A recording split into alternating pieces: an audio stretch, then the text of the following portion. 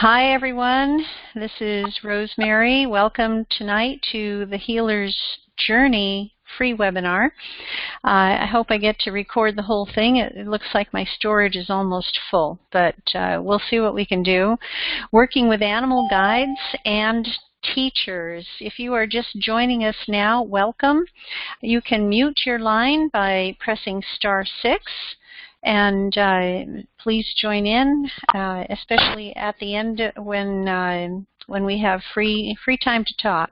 Okay, well, let's get started here.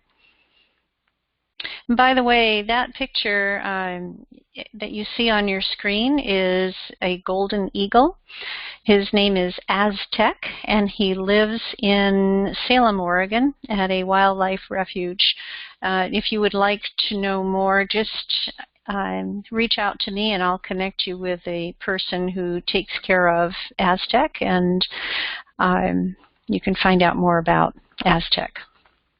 All right, I'm Rosemary Levesque. I'm the author of Heal Together, Natural Health Solutions for Animals and Their Humans.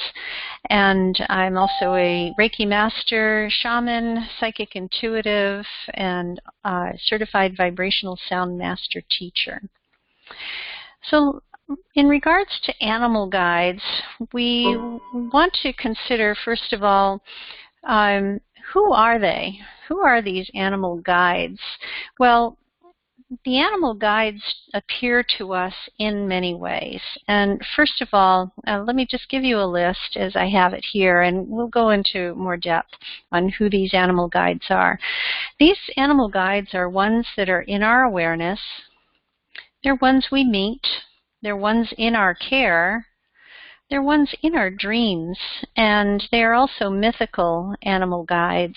And there may be more that I haven't written here, but this gives us a good start to animal guides.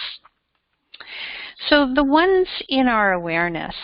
Now, the animals who are in our awareness might be you know, just a butterfly that flies by the window, or it might be what's happening in the news.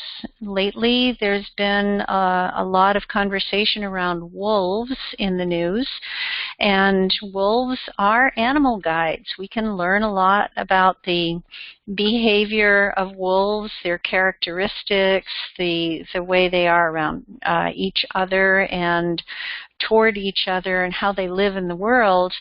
And in knowing a little bit more about wolves as animal guides, we can learn from them. But in the news, if these animals are in the news, whether it's polar bears or seals or wolves or whatever, they can be an animal guide for you. Animal guides can appear as home decoration or a piece of art. I remember, gosh, it was, I don't know, maybe in the 80s, it seemed like the theme everywhere was geese. Every bit of art for the home, napkin holders and pillows and you name it, had geese all over it. So the geese were coming through very big as a home decoration. It was in everybody's awareness, I believe. It could be a design on a piece of jewelry or clothing. As I look through my box of jewelry, I see a dragonfly, a butterfly. I've seen people wear metal replicas of feathers, for example. And so these are bits of animals that can be guides for us just because they're in our awareness, like the wolf. Animal guides can be ones we meet. They can be our neighbor's pets. They can be zoo animals. They can be regular visitors to your outdoor space. I have attached to my window here a hummingbird feeder, and so I can sit in my chair and look up and watch the hummingbirds come visit. So these are ones that often show up with a message. They are animal guides. Now I have here on my screen a few images that remind me of my childhood. There's a snake, yes, and a frog and a toad, bees, hummingbirds, planaria, which are flatworms in pond water, fresh water. These are animals I interacted with all the time. Whether the bee landed on my hand because I was holding an apple, or the hummingbird came up to the petunias next to me because I was sitting in the sun outside, or the toad in my hand because it was cool. Freaked my mother out, but it was really cool. Or the green frog that I caught in the pond with my friends, or just observed because, again, they would pop up their heads above the water. Just really fun to watch. And the snakes, so sensitive and so beautiful. To be a part of nature and to have these animals not only in our awareness, but also in how we meet them can be significant for us, as they are also animal guides and teachers. The ones in our care, our own animals, or organizations we support with our time or money. Birds at the feeder, or maybe we have a job that works with animals. These animals can be guides for us. And we'll talk more about that in a little bit. For myself, this is kind of a fuzzy picture, but that was a dog that I had when I was about 13 years old. And you can see the heart on the top of his head. Of course, that was so significant. We just loved him to pieces. This little beagle who lived to be quite old. Lots of good stories with him. And anyway, he was a guide for me. He taught me patience. He taught me to slow down a little bit and to really listen. Animal guides can appear in our dreams. They could be real, or they could be imagined. That black wolf that I showed you in a previous slide was one that appeared in my dreams a few years ago. It was very significant for me, had deep meaning for me. It wasn't just something I read in the paper. Now, animal guides can also be imagined. It doesn't have to be something that you have seen in real life. It could have something different about it. It could be a different color than you would expect, or it could be sparkly or bigger or smaller, or change colors, or have a voice. So animal guides can appear to us in our dreams, and they are significant.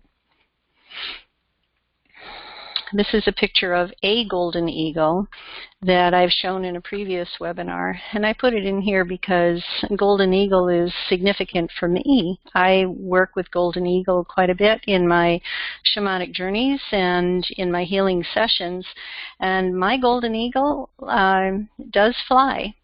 And I don't know if it's he or she. I hadn't asked. And my golden eagle is actually bigger than I am.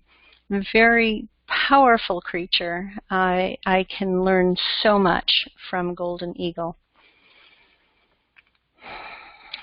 Animal guides can be mythical.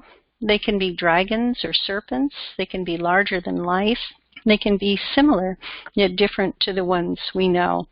Dragon recently appeared to me, not quite this color that you see here in the picture. The one that I saw was white, that had sort of turquoise and green accents. Really powerful, really beautiful, very all elements. I will say, working with earth and fire and water and air, all of the elements, all of it had what it had to offer in messages for me. And of course, dragon, okay, well, in stories, right?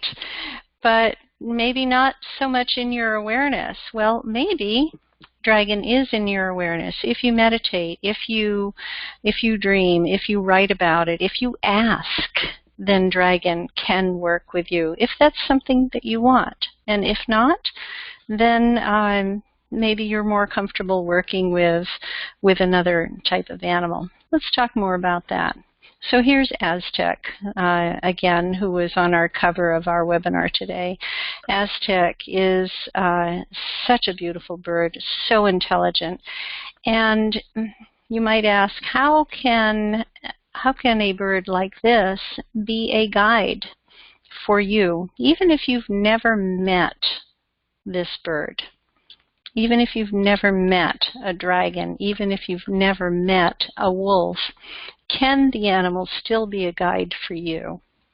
Of course, the answer is yes. Here's what we can learn from animals. We can learn life lessons. We can learn qualities that support us, provide knowledge or strength. And we can learn a way to be as we incorporate qualities of our animal guides. Life lessons. I was telling you earlier that a dog that I had when I was a teenager taught me lessons of patience and being still and being quiet and caring and understanding and knowing that there are deeper messages. You know, I remember when I was that age, there was just stuff, right? Stuff was going on. I was a teenager. I was a young teenager. And with all the stuff that was going on, I wasn't meditating. You know, I wasn't thinking like that back then. And it wasn't until I had an experience with my dog, whose name was Lucky, that I realized that, whoa, what I do and what I say does matter, and it matters to my dog. So we went out in the grass and where I had a swing, and I laid down on the swing and I held my hand on him and he laid down next to me, and in that moment there was just a deeper connection, a deeper understanding that I will never forget, because he was teaching me something. He was teaching me about patience and that deeper meaning that he wasn't just a dog, you know. So the qualities of animals also that support us or provide knowledge or strength, the qualities, like what would be the quality of, say, a butterfly? Let's just pick one that is fairly common out there. Butterfly, because of its life cycle, spends part of its time as an egg, then a larva. You know, the caterpillar, for example, it spends part of its time in a cocoon or a chrysalis, and part of its time as an adult. And in all of those stages, they are different. Butterflies are different in each stage of the game.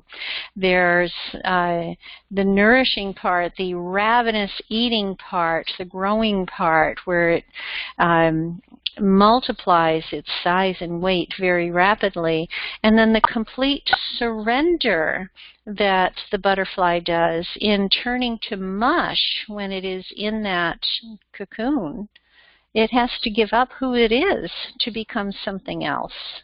There's a transformation, there's magic there, and trust. And in becoming the adult, there's no way that a butterfly would survive if somebody else opened that chrysalis for it. It has to come out on its own. Its perseverance, its strength, its drive, its motivation. And so with all of the different life stages of butterflies, we can relate to one or another, and we can learn from that, and we can follow that if butterfly appears to us either in an image on a pillow or a piece of jewelry or flying by in our garden, or it may be appearing in our dream, no matter how the animal appears to us, we can notice it and we can say, oh, I wonder what butterfly means for me today. And it was very similar to the geese thing, the geese phenomenon that I mentioned, but also, about 20 years ago, I believe, butterflies were everywhere in my life. I remember the Oregon Zoo sticker that year was butterfly, and so I put that decal on my car, this beautiful butterfly, that it seemed everywhere I went there were butterflies all over the place, that there were books on it and designs, and I just couldn't get away from butterfly. And when I think back to that time, oh boy, that was a real time of transformation in my life, kind of an awakening that was happening in my life that I wasn't even aware of, but butterfly was there to remind me that if I had paid attention to it, if I understood it, if I had bothered to learn it at that time, I would have realized that butterfly had a message for me. Looking back on it, I know what the message was now. So animals teach us things, and their qualities can be something that we learn from and we incorporate into our lives. So how do you choose an animal guide, or do they perhaps choose you? Well, there are several things that you can pay attention to on this. You can notice where and when animals appear in your life. Like I said, did they come to the feeder? Were they trotting along the side of the road as you were driving by? Were, like a deer on the side of the road? Was a crow flying overhead as you were trying to have a conversation with somebody? Was a bee in your awareness? Was there a snake in your garden? Pay attention to these. Notice where and when they appear. And then don't forget to write it down. Journal about it. Meditate. Record what you notice.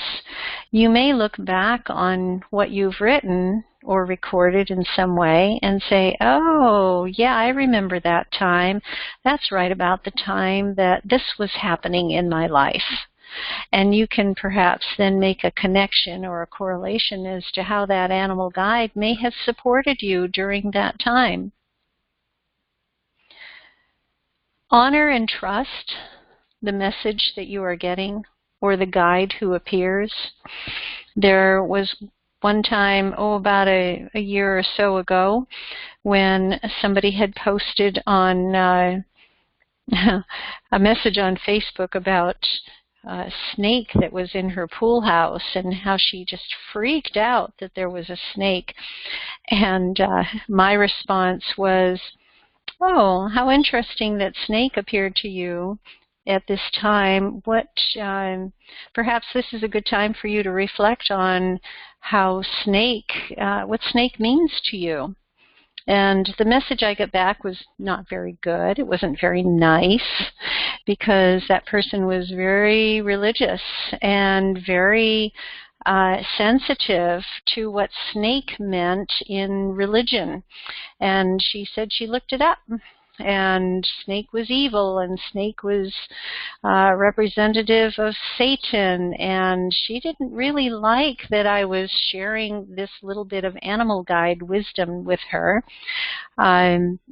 Needless to say, it didn't really require a response on my part, but it just let me know that she wasn't really ready to hear from snake and the life force energy that snake had to offer, the sensitivity that snake had to offer, the heart of the snake right there on the ground receiving the vibration and so connected to earth. So there are aspects of snake that I appreciate and that I love that have nothing to do with rigid beliefs, nothing to do with a connection to Satan, nothing to do with fear, but only to do with the biological and metaphysical manifestation of this beautiful reptile. And what can we learn from this beautiful reptile. So honoring and trusting the messages that you receive is as important as noticing it. Also, if you're working with your guides, you may want to receive or use a totem. I have here at my fingertips, right here, I'm holding a crystal carved likeness of a golden eagle with both wings spread or up, shoulders up, and it's made of tiger eye. And this golden eagle is just wonderful to meditate with. It's not anything it's not a worship thing. It's not an idol thing. It's a representation sort of thing, a totem, so a token of representation of eagle. And sometimes having a totem helps to bring that closer to reality. Finally, offering gratitude. When you're working with guides, it is important to feel gratitude for the messages you receive. In every one of the messages I've received that have been so profound, it's like, oh, wow, thank you. I didn't understand. I didn't realize how important that was. Thank you for pointing that out to me. Thank you, eagle. Thank you, snake. Thank you, spider, for working with me and telling me these wonderful things. Now, when you're working with your guides, it's sometimes nice to have some tools. I have here with me today, and I will send this in a follow-up message so that you can see what I have. I have a deck of cards they're called Animal Spirits Knowledge Cards with paintings by Susan Sedan-Boulay. And I pulled out one card here, and I'll read it to you. The card is called Eagle.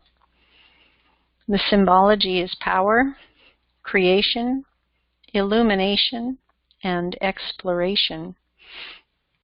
Almost every culture that has had contact with eagles has imbued them with power and influence. Native American tribes worshipped the bird as the Great Spirit, the creator of all things. Eagle legends frequently involve journeys into dangerous or unknown territory. A Northwest Native American myth tells of the eagle setting out with the coyote to the land of the dead to retrieve the spirits of the deceased. Eagle feathers have thus been used as talismans by shamanic healers venturing into the netherworld, and they are given as rewards for individual feats of courage or bravery. Wow, what an important message. So if you choose to work with eagle, you may meditate on those concepts, or it might be that eagle chooses to work with you, as eagle has chosen to work with me, to do some of the work that was described here. I have another deck of cards called Medicine Cards, the discovery of power through the ways of animals. And again, I'll share that with you in a follow-up message. You could have carvings like I have here, or some other representations of animals, perhaps a bit of fur or feathers, a piece of bone, for example, or some other part that can hold the energy of the animal.